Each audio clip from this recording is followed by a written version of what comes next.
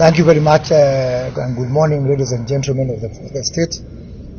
This morning we had a brief ceremony up there where I have taken over from my sister Cabinet Secretary Aisha Jumwa, who is now headed for gender, culture affairs ministry, and she has handed over to me the Ministry of Public Service. With me here is Principal Secretary Amos Gadesha for the State Department for Public Service. My also new State Department for Performance and Delivery Management, Madam Veronica Duva, as per the assignment of portfolios that was carried out that was announced by His Excellency the President some 10 days or so.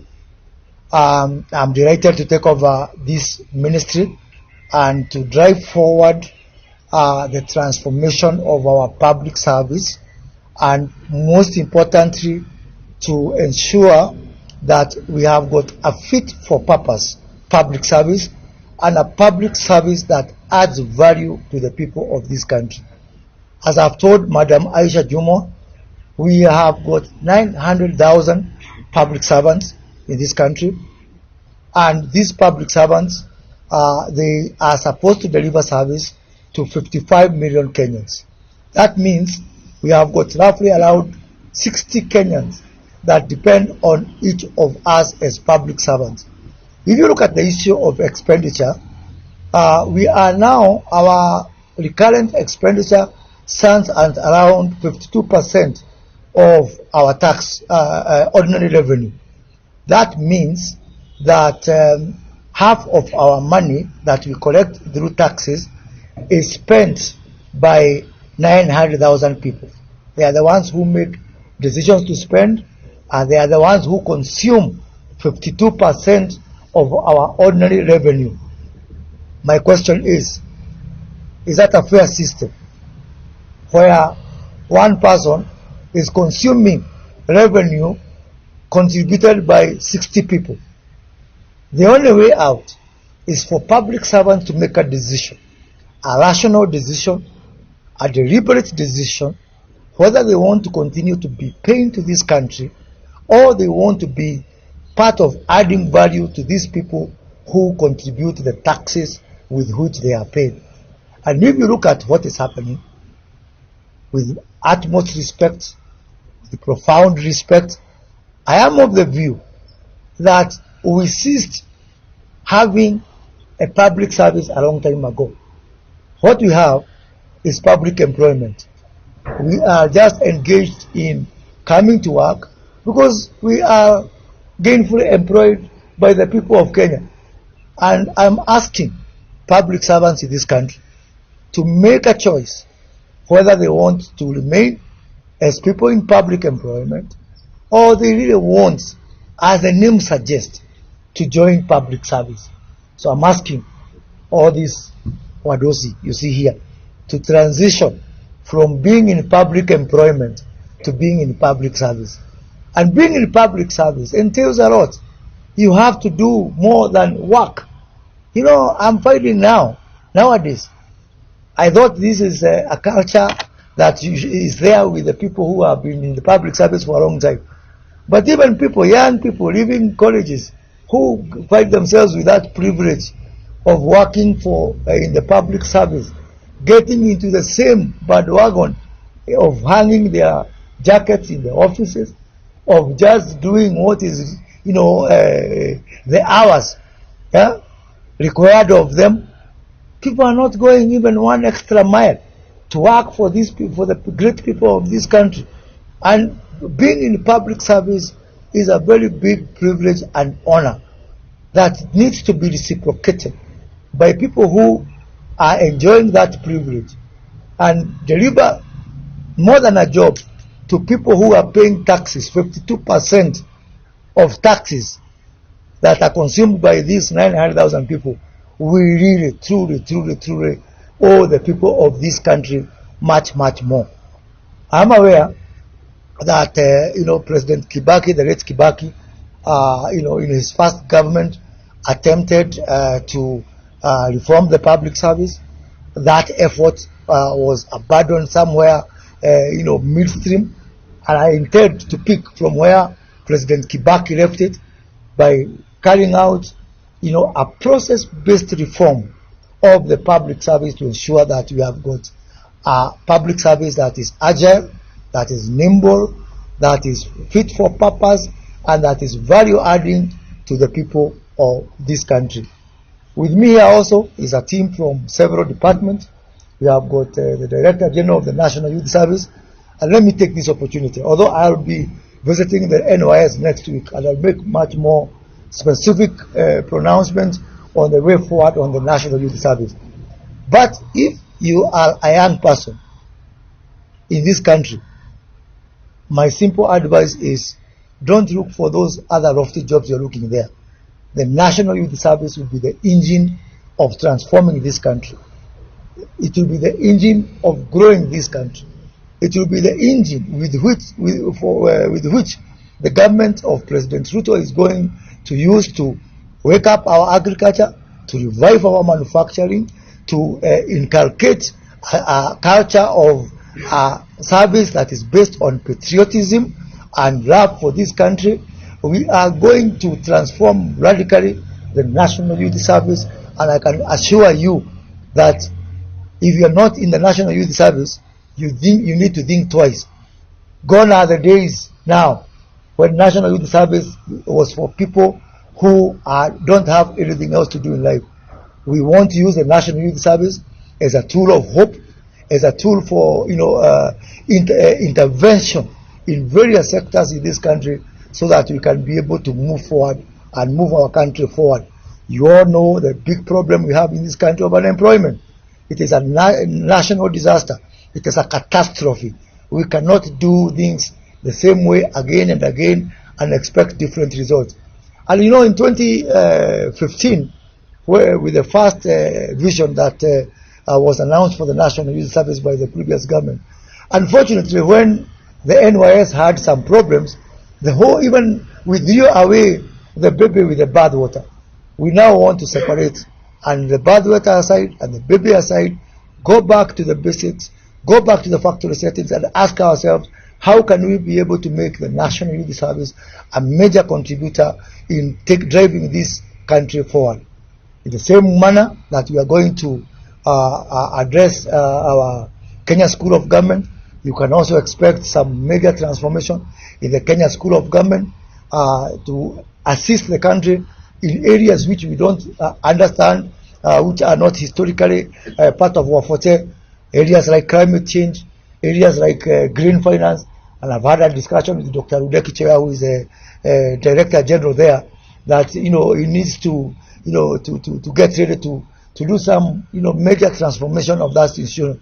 And actually, it is my view and my hope and my determination that the Kenya School of Government will also be our tool for widening our influence, especially around Africa, by not just being the Kenya School of Government, but also by being the Africa School of Government, so that you can be able to train people from Egypt, from Morocco, from Nigeria, from South Africa, and showcase that the best place you can be able to learn about government is actually in the Kenya School of Government, which I hope some years down the line will truly be transformed into an Africa School of Government.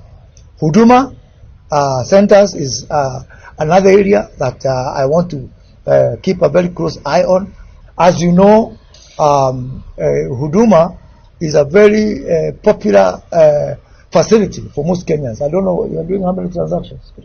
50,000 every per day. 60,000 transactions every day. And we're only talking about 58 transactions.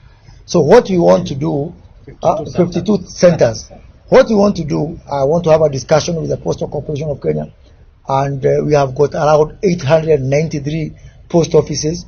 What we are going to do is ensure that everywhere there's a post office, it's also a Huduma center, because clearly Kenyans have shown that they have got faith and confidence in Huduma centers. But not just that. Two things. One, we are also going to use our Huduma centers and interest the private sector to trust us in service delivery, even in services which have got nothing to do with the government. Because clearly, if this is one area where the public sector is doing much better than even the private sector, and so why not offer our services even for the private sector? His Excellency the President has challenged us on the issue of sustainability, on the issue of not just depending on exchequer, and my first area of that endeavor is to ensure that Huduma centers do not depend on money from the exchequer. We generate our own revenue, and I'm going to also to have a discussion with the consumer department within government. People like immigration, driving license, and all this. For so long, you've been enjoying this service without paying. Now there's no more free lunch. Yeah, you have to pay for it. We are going to introduce a fee for service, even for government services, for private sector services, to support our national e-commerce, because Huduma Center can really be the backbone of our national e-commerce initiatives. Let me turn also to my new state department, the State Department for Public Service and Delivery Management. And, let me say this.